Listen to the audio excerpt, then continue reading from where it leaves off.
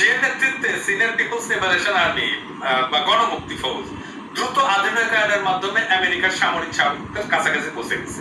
এখন চীন 6টা ডাইমেনশনে যুদ্ধ করার সামর্থ্য অর্জন করছে, যেটা কেবলমাত্র আমেরিকার আছে। এই ডাইমেনশন গুলো হলো আর্মি, নেভি, এয়ারফোর্স, নিকট মহাশূন্য, সাইবার এবং ইলেকট্রোম্যাগনেটিক স্পেকট্রাম। অতি শীঘ্রই তাকে আর মানুষ দিয়ে সম্মুখ যুদ্ধ করতে হবে না, সে করবে রোবট দিয়া। কিছুদিন আগে চীনে যুদ্ধ ব্যবহারের জন্য সশস্ত্র যান্ত্রিক কুকুর নির্মাণের সাফল্য প্রকাশ করেছে। দেখেন, robot dogs have shown off their military skills.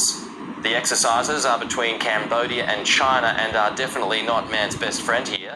ভারতের সাথে মানুষ দিয়ে বা সেনা দিয়ে যুদ্ধ করার কোনো প্রয়োজন নেই, এই রোবটই এক যথেষ্ট ভারতের বিরুদ্ধে যুদ্ধ করার জন্য। আপনারা দেখতে পাচ্ছেন রোবটের সাহায্যে কিভাবে একের পর এক গুলি হাঁকাচ্ছে। তো আপনারা জানেন যে চিকেন নেক খুবই গুরুত্বপূর্ণ একটি অঞ্চল, ভারত এবং বাংলাদেশের মধ্যবর্তী অঞ্চলে অবস্থিত। এই মধ্য দিয়ে 7 সিস্টারে যাতায়াত করে ভারত।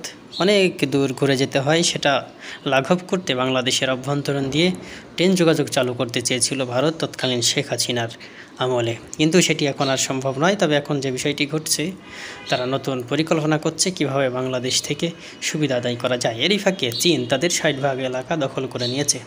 ভারতের 60 কিলোমিটার এলাকা দখল করে নিয়েছে চীন। এ বিষয়ে বিভিন্ন সংবাদ মাধ্যমে আমরা সংবাদ শুনতে পাচ্ছি।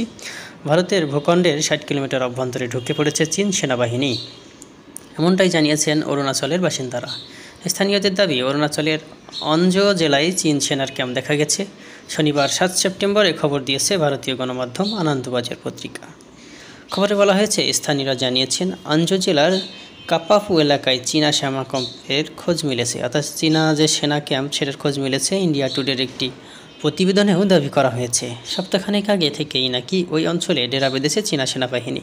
ভারতীয় সেনাবাহিনীর মালবাহকেরা একই কথা জানিয়েছেন। চীনা ক্যাম্পটি ম্যাকমোহন লাইন থেকে 60 কিলোমিটার দূরে হাদ্রিকা প্রাসের কাছে। উল্লেখ্য, এই অঞ্জ জেলার চাগলা গ্রাম এলাকা থেকেই 2 বছর আগে নিখোঁজ গিয়েছিলেন ভারতীয় 2 ভাই। লাইন অফ অ্যাকচুয়াল কন্ট্রোলের অদূরেই এক গ্রামের বাসিন্দা ছিলেন তারা। চীনের সীমান্তবর্তী অঞ্চলে ঔষধি গাছের খোঁজে গিয়ে হারিয়ে গেছিলেন ওই 2 জন। স্থানীয়দের দাবি ছিল চীনের পিপলস লিবারেশন আর্মির হাতে বন্দী রয়েছেন তারা। ভারতীয় সেনাবাহিনীর কাছে একাধিকবার নিখোঁজের তথ্য সম্পর্কে তথ্য চেয়ে যোগাযোগ করা হয়েও কোনো লাভ হয়নি। অঞ্চের বিধায়ক ও রাজ্যের নারী ও শিশু উন্নয়ন মন্ত্রী দাসাংলু তিনি জানিয়েছেন যে চীন এখনও সরাসরি স্বীকার করেনি ওই 2 যুবক তাদের হেফাজতে রয়েছে। ওই 2 ভাই ছাড়াও ভারত চীন সীমান্ত থেকে আগেও নিখোঁজ হয়েছেন একাধিক মানুষ। এর আগে 2020 সালের সেপ্টেম্বরে সুবানশিরি জেলা থেকে 5 যুবকের নিখোঁজ হয়ে যাওয়ার খোঁজ মেলে। 1 সপ্তাহ পিএলের হাতে বন্দী থাকার পর ফিরে আসেন তারা। 2022 সালেও এক কিশোর 9 দিন চীনা সদস্যের হাতে বন্দী ছিল। সাম্প্রতিক সময়ে চীন ভারত যে উত্তেজনা কাজ করছে, তাতে মনে হচ্ছে 7 সিস্টার্স ভেঙেই যাবে। এমনিতেই মণিপুর রাজ্যে স্বাধীনতার ঘোষণা করেছে সেই অঞ্চলের, আমরা জানি যে মুক্তিকামী বিভিন্ন নেতৃবৃন্দ। যাই হোক, বাংলাদেশের দিকে যেন কোনো নজর না পড়ে, এটি এখন আমাদের কামনা।